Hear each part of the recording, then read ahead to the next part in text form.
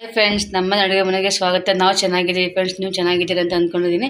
ಇವತ್ತು ನಾನು ದಮ್ ವಾಂಗಿಬಾತ್ ಮಾಡ್ತೇನೆ ಫ್ರೆಂಡ್ಸ್. ತುಂಬ ಟೇಸ್ಟಿಯಾಗಿರುತ್ತೆ, ಹೆಲ್ತಿಯಾಗಿರುತ್ತೆ. ಇವತ್ತು ನಾನು ತೊಗೊಂಬಂದೆ ರೆಸಿಪಿ ಫ್ರೆಂಡ್ಸ್. ನೀವು ಒಂದು ಮನೆ ಟ್ರೈ ಮಾಡಿ.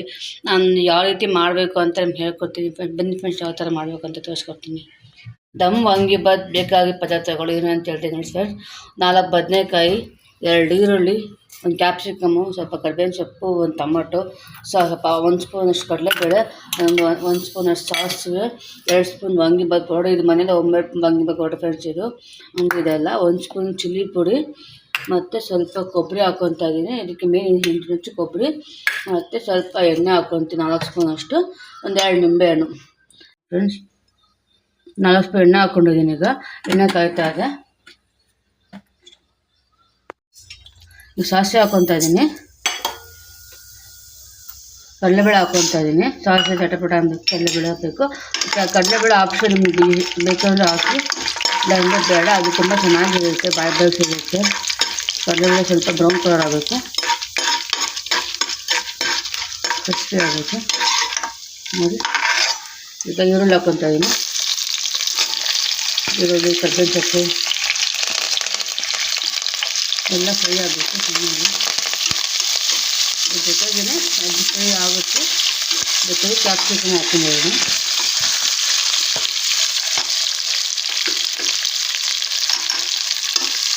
ಕ್ಯಾಪ್ಸಿಕಮ್ ಹಾಕ್ಕೊಂಡು ಒಂದು ಬದನೆಕಾಯಿ ಹಾಕ್ಕೊಳ್ಳೋಣ.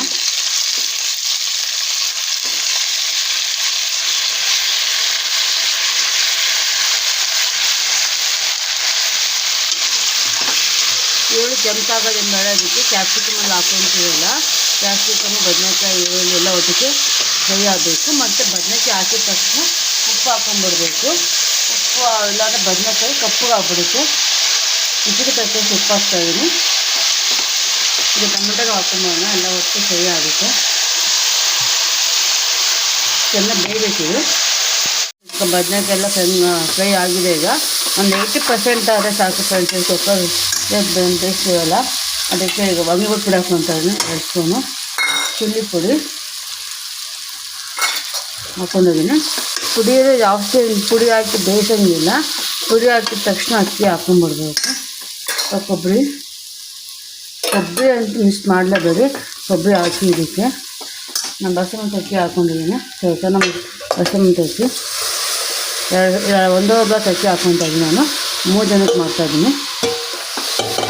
ಅಕ್ಕಿ ಹಾಕಿ ಅದಕ್ಕೆ ಮಸಾಲೆ ಜೊತೆಗೆ ಸ್ವಲ್ಪ ಫ್ರೈ ಮಾಡಿ ಚೆನ್ನಾಗಿರುತ್ತೆ. ಬೇಗ ಅಂದರೆ ಬೇಗ ಆಗುತ್ತೆ ಫ್ರೆಂಡ್ಸ್. ಇದು ಬೆಳಗ್ಗೆ ನಾಷ್ಟಕ್ಕೆ ಅನ್ನ ಮಾಡ್ಕೋಬೇಕು, ಗೊಜ್ಜು ಮಾಡ್ಕೋಬೇಕು ಅಂತ ಏನೂ ಇಲ್ಲ. ತುಂಬ ರುಚಿಯಾಗಿರುತ್ತೆ, ಹೆಲ್ತಿಯಾಗಿರುತ್ತೆ. ಕೊತ್ತಂಬರಿ ಸೊಪ್ಪು ಹಾಕ್ಕೊತಾ ಇದ್ದೀನಿ. ಈಗಲೂ ಹಾಕ್ಕೊಂಡ್ಬಿಡ್ಬೇಕು. 3 ಗ್ಲಾಸ್ ಅಕ್ಕಿ ನೀರು ಹಾಕ್ಕೊತಾ ಇದ್ದೀನಿ. ಯಾವ ಗ್ಲಾಸ್ ಅಕ್ಕಿ ಹಾಕ್ಕೊಂಡಿದ್ವೋ ಅದೇ ಗ್ಲಾಸಲ್ಲೇ ನೀರು ಹಾಕ್ಕೋಬೇಕು. ಫ್ರೈ ಆಗಿದೆ ಅದು ಮಸಾಲೆ ಅಕ್ಕಿ ಎಲ್ಲ. 3 ಗ್ಲಾಸ್ನ ಹಾಕ್ಬಿಡ್ಬೇಕು. ಅನ್ನ ಸ್ವಲ್ಪ ಮುದ್ದೆ ಆಗ್ಬಿಡುತ್ತೆ. ಅದಕ್ಕೆ ಆದಷ್ಟು 3 ಗ್ಲಾಸ್ ನೀರು ಹಾಕ್ಕೊಳ್ಳಿ ಸಾಕು. 3 ಗ್ಲಾಸ್ ನೀರು ಹಾಕ್ಕೊಡೋದನ್ನ ಚೆನ್ನಾಗೆಲ್ಲ ಮಿಕ್ಸ್ ಮಾಡ್ಕೋಬೇಕು. ಮಿಕ್ಸ್ ಆದಮೇಲೆ ಸ್ವಲ್ಪ ಒಂದು 2 ಸ್ಪೂನ್ ನಿಂಬೆಹಣ್ಣು ರಸ ಹಾಕ್ಕೊಳ್ತಾ ಇದ್ದೀನಿ. ನಿಂಬೆಹಣ್ಣು ರಸ ಹಾಕ್ಕೊಂಡಿರ್ಬೇಕು, ಹಾಕ್ತಾಯಿರ್ಬೇಡಿ. ಇಷ್ಟೇ ಫ್ರೆಂಡ್ಸ್, ದಮ್ ವಾಂಗಿಬಾತ್ ಮಾಡೋ ರೆಸಿಪಿ. ಈಗ ಕುಕ್ಕರ್ ಮುಚ್ತಾ ಇದ್ದೀನಿ ನೋಡಿ. ಈ ಥರ ಬಂದಿದೆ ದಮ್ ವಾಂಗಿಬಾತು. ತುಂಬ ಟೇಸ್ಟಿಯಾಗಿರುತ್ತೆ, ರುಚಿಯಾಗಿರುತ್ತೆ. ಎಷ್ಟು ಅಥವಾ ಬಂದೈತೆ, ಎಷ್ಟು ಉದ್ದ ಬಂದಿದೆ ನೋಡಿ ದಮ್ ವಾಂಗಿಬಾತು. ಫ್ರೆಂಡ್ಸ್, ಈ ಥರ ಬಂದೈತೆ ದಮ್ ವಾಂಗಿಬಾತು. ತುಂಬ ಚೆನ್ನಾಗಿರುತ್ತೆ. ತುಂಬ ಬೆಳಗ್ಗೆ ಟಿಫನ್ಗೂ ಆಗುತ್ತೆ, ಮಕ್ಕಳಿಗೆ ನೈಟ್ ಡಿನ್ನರ್ಗೂ ಆಗುತ್ತೆ ಫ್ರೆಂಡ್ಸ್. ನೀವು ಒಂದು ತುಂಬ ಟ್ರೈ ಮಾಡಿ ಫ್ರೆಂಡ್ಸ್.